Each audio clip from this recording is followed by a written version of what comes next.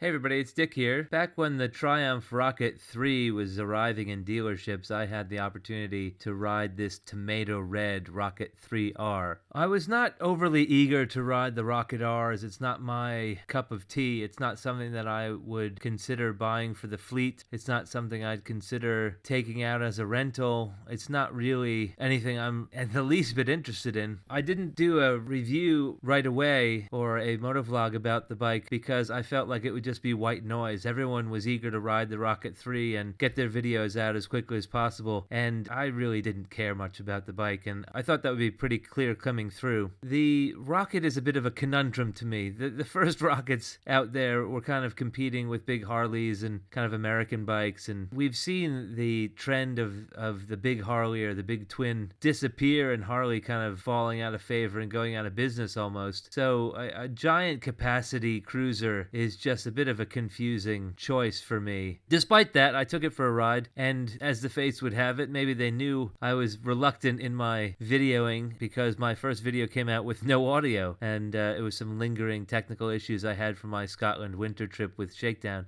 I took it out again and I lost both video and audio, so I kind of hung up my spurs, as it were, until I had a chance to ride the GT. I took the GT out and had a more pleasant time. I've made a series of review videos about the Rocket 3 GT, but I haven't posted them, thinking that I should maybe put a cap on what my thoughts are about the R, but I'm gonna hold off on talking about the R and get right into posting these GT videos to hopefully break up the monotony of lock-in and remember the better days where we could go test out bikes and wax intellectual about things that don't really matter all that much.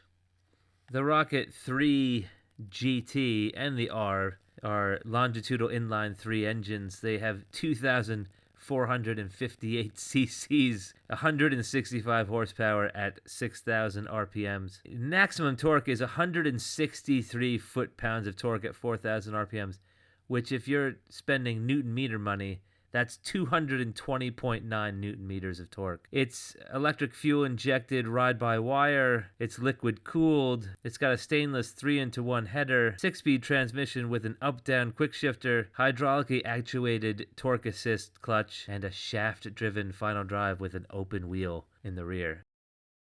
The Rocket 3 comes with electronic cruise control, 3 rider modes. The GT comes with heated grips, something that was absent on the R version. The rear end of the Rocket 3 looks a bit like the Ducati Dialville, which puts me off a little bit, but the fit and finish cannot be faulted on this motorcycle. This is an exercise in design technology, and for whatever other faults it may have hiding underneath its skin, it is a beautiful machine to look at.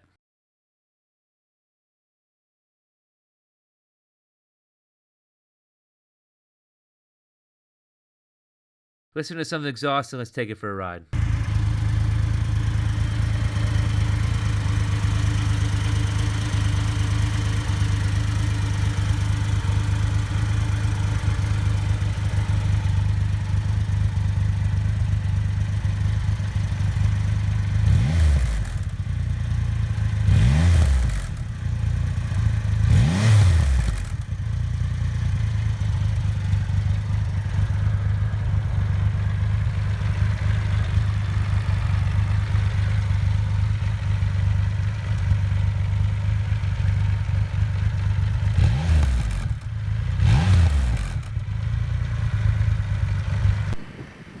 Hey everybody, it's Dick here. I'm now on the Triumph Rocket 3 GT, and I'll tell you, as I've told you before, it is amazing how different a bike rides with simple changes of geometry. The Rocket 3 GT has more swept back bars. They come right back to you. I got a nice bend in my arms. It's got a little bit more of a windshield. And I didn't think the wind was an issue with the first one, but this sends it way up high with that little lip there. Heated grips, baby! Little bit different than the heated grips on the Street Cup that I got, which are Triumph OEM heated grips I had put on afterwards. This has 3 settings, more like the BMW settings. I just put it on high because it is cold. Forward controls. And the forward controls have 3 settings, so you can make them a little bit closer to mid controls. You can put a bit farther forward, and then you can have something in between. I was told that they're now at mid controls right now. They're at mid setting of this forward controls. But what's funny about them is that the front one, I think, is in the most forward control. I'll just point down to it quickly. So you can see forward controls there and there. But I think the clutch side of the bike, oh, stalled that baby. I think the clutch side of the bike is at the forward control, and the brake side of the bike is at that mid setting for the forward control. But I'll tell you right now, I really like these forward controls on this bike. They're not too far forward where I don't feel like I have control in the saddle. The saddle's wider than the R, a lot wider than the R. This is kind of how I felt the Rocket would ride before I rode the R, and I was like, wow, this bike is really a drag bike. But this is more of a rider's bike. I can't imagine the diameter on these handlebars though. These handlebars are beefy as hell. I mean, they're thick. They're thick bars. They're not the prettiest bars. They're a bit noodly. It seems a bit like a noodle. Big black noodle, or I don't know, kind of big floppy latex marital aid. Immediately the Rocket 3 GT and the Rocket 3 GTR are I was going to say 2 totally different bikes, but that 260 or 270 rear wheel just anally raped me. Oh my gosh. And with the forward controls, seat height is a bit higher, I think. I just went to put my foot down. I've been on the Rocket for a couple of hours, the Rocket R for a couple of hours, and I was getting used to where my foot, and the seat height is definitely higher on this. Just a smidge, but definitely higher on this thing. This is much more forgiving. It's a much more forgiving version. It still has same tuning. Usually they have, when they offer a different spec'd model from the high performance version, usually they change the tuning on it. But this is the same tuning as the R. Whoa.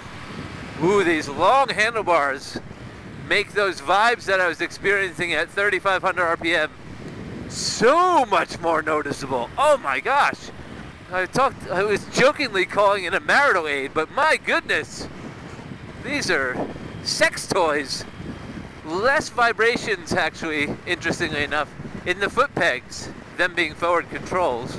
Usually I find forward controls have more vibration, but this interestingly has less vibration than the R version. I'm reluctant to talk about this bike only in comparison to the R version, but it's hard to remove that line of discussion because of the fact that they are the same bike. But I'll have to say I prefer the GT, and I think that's probably going to be the consensus. I bet you they'll sell more GTs than Rs. I can't imagine the market for this bike. Actually, I can imagine the market for this bike, but I don't know. It still remains a conundrum, even in this configuration. To me, it's a conundrum why this bike exists. This rides a lot more like a cruiser, a lot more like a Sunday rider. This, not that they'd be able to throw their leg over it with that backrest on the passenger seat, but this is a fat old man's bike. I could see someone resting their beer belly on the tank, and there's plenty of room on this tank. I do love the fact that there's that little windshield here. That little windshield is really pretty perfect in terms of knocking the wind off of you. So I've decided to take this in the opposite direction as the R and see if I'll go down kind of into the city area to see about real world riding, and there is no way I'm getting through there. This thing is wider than the R with these swept back bars. Same cheese-mo bar end mirrors. It is easier to turn with the forward controls and the swept back bars. It doesn't take as much work to lean this into a turn. I say it's easier, and I say, what mode is this in? This seems tamer. Road mode. I think I might have been in raid mode.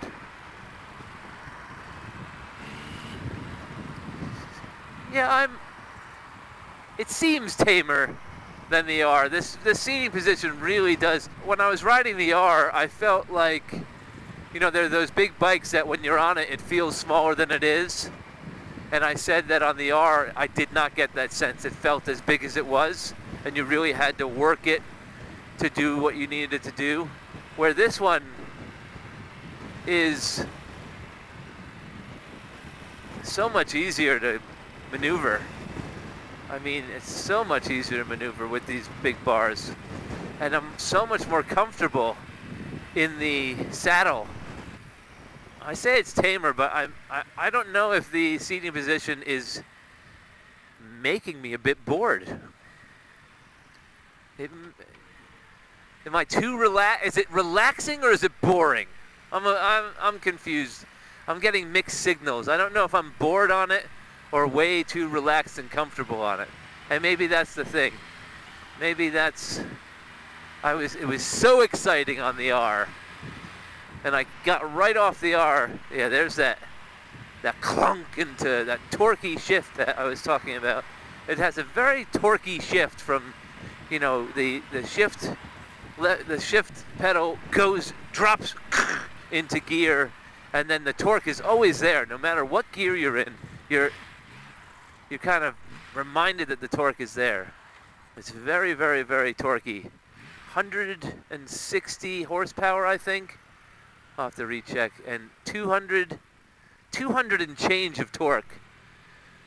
It's very, very titchy on the first gear on the throttle. The rider modes I thought might adjust the throttle response, but I didn't notice much throttle response change in the rain mode. And the next mode is sport, so can only imagine that the sport makes it even more responsive. So I think road is what you get. The Rocket 3 felt cumbersome in the back lanes, in the back roads, in the back lanes of Britain, and I brought it down into the city to see how it would feel with some congestion. And I'm not getting the sense that it's too cumbersome in traffic here, moving along in the traffic. That first opportunity I had for filtering, I did not feel comfortable filtering, so I don't think this is a filtering motorcycle. I'm very comfortable filtering, and I filter on most bikes. And if it was wide enough, I would mind filtering on this because the balance is nice. Sometimes you feel uncomfortable filtering because you think you're going to be off balance going through between two cars. My issue is just the width of this thing, especially with the forward controls too, because my feet are about as wide as the handlebars, and these handlebars are very, very wide. They're actually wider than my shoulder width. I'm reaching out to grab my grips. But yeah, it's amazing. Just a little change in geometry, just the nature of a motorcycle just immediately changes. I don't think there would not be a lot of option for aftermarket handlebars on this thing because these things are so incredibly beefy. The gauge is just, they're like shotgun tubes. So you're kind of stuck with these big, beefy bars. They're comfortable, they're just not handsome. Ha! I did not recognize or notice on the last version, but this has cruise control. Comes stock with heated grips, which I really thought the last one should have. I was surprised that it did not have heated grips. Rider modes, whole TFT display lifted from the Scrambler 1200, which I hear is having some issues with the Bluetooth connectivity, but I'm sure that's just a software patch somewhere down the road. Yeah, I must say, a lot more comfortable. I was... Okay.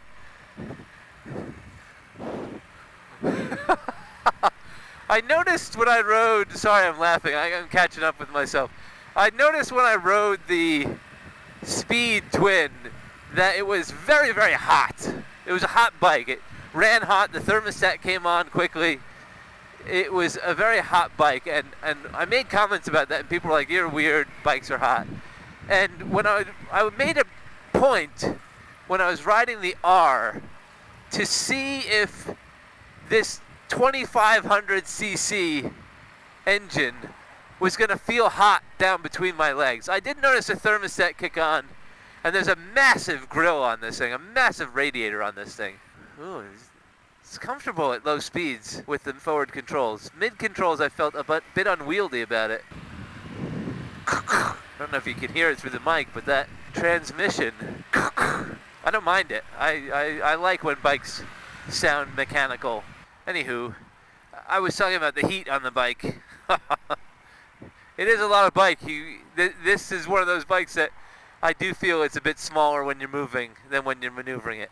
Anyway, I was talking about the heat, and with the mid controls on the R version, I was very surprised with how little heat I felt on my right leg. There's 3 headers coming off the side of this bike, 2 exhaust pipes on the brake side, and 1 tucks in underneath and pops out on the clutch side. But the heat coming off of those headers was negligible on the R version. With these forward controls, however,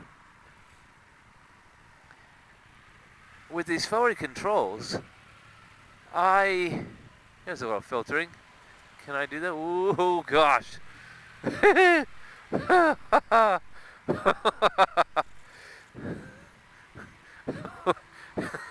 guy's giving me a look like, what the hell are you doing? Anyway, when I with the with the forward controls, my leg is almost parallel with that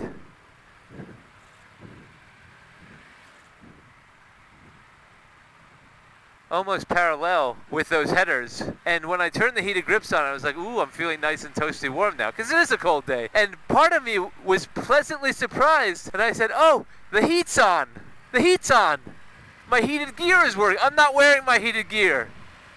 It's the freaking header pipe on my right leg. It feels like I'm wearing heated gear. And if I put my left leg a little bit close to the bike, maybe if I put my left leg a bit closer to the bike, maybe 2 centimeters closer to the bike, I'm resting on the engine casing on the left side, and it's toasty warm. On a warm day, I don't think I'd appreciate it as much as I'm appreciating on this cold day. But this bike is hot. Hot! I know, it's 2,500 cc's, it's a massive engine. I understand that. But as a rider, I don't want a hot leg. I melted my freaking pant leg on the Speedmaster, so I'm not happy when it gets too hot.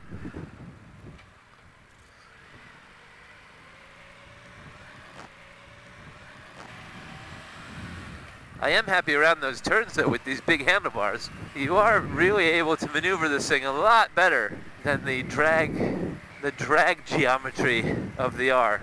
It does ride about 10 miles an hour faster than it feels. You're going about 10 to 12 miles an hour faster than you estimate you feel with the wind resistance and how other bikes feel at speed. This thing is very comfortable at speed. So comfortable that you'll probably get some points on your license inadvertently. Not because you're a hooligan and it can go fast, because you can't gauge how fast this thing is going, and it does go fast. This high setting on the heated grips, though, is very appreciated. I'm being cheeky now because I'm on a big fat motorcycle and I'm cutting the lanes.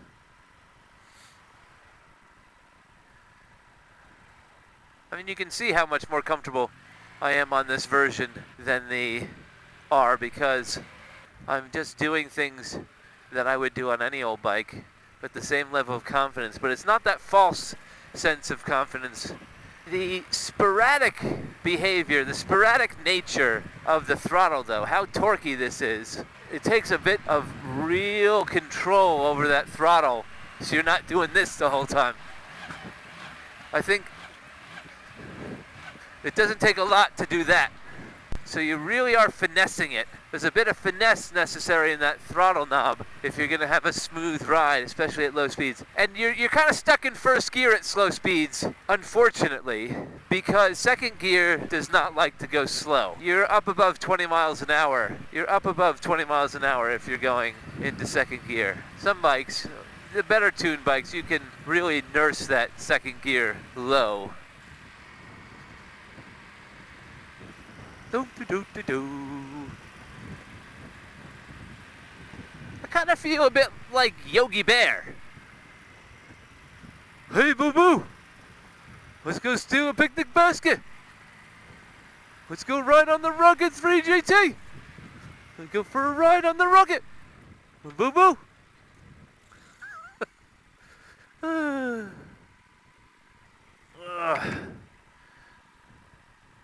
It's big, it's powerful, but it reminds me of a bear. Bears have kind of a cuddly sensibility to it. This is the Cuddly Rocket. It's the Cuddly Rocket.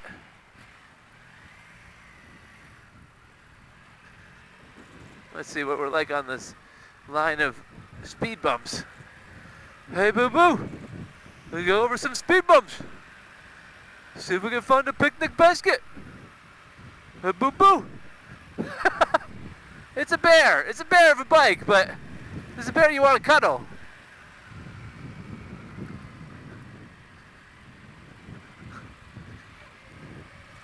This bike, I'm loath to say it. I'm hesitant to say it. But this bike is, if it wasn't 20,000 pounds, this bike is something I'd consider. So much more rideable with this geometry.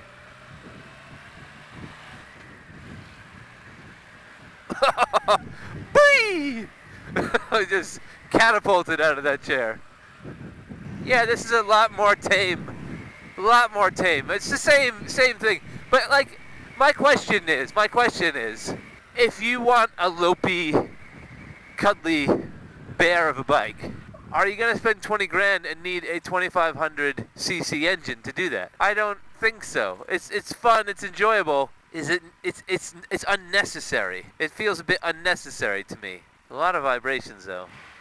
And this thing rocks back and forth like a BMW. I do love the styling of the dual headlamps though. The dual headlamps, that's how I used to identify Triumphs, those dual headlamps. I do love the dual headlamps. I had said on the Rocket R video, one of the issues I have with how expensive this bike is, there's a lot of parts out of the stock bin. The turn signals, the mirrors, the display, a lot of this, the controls, a lot of this is off of other bikes.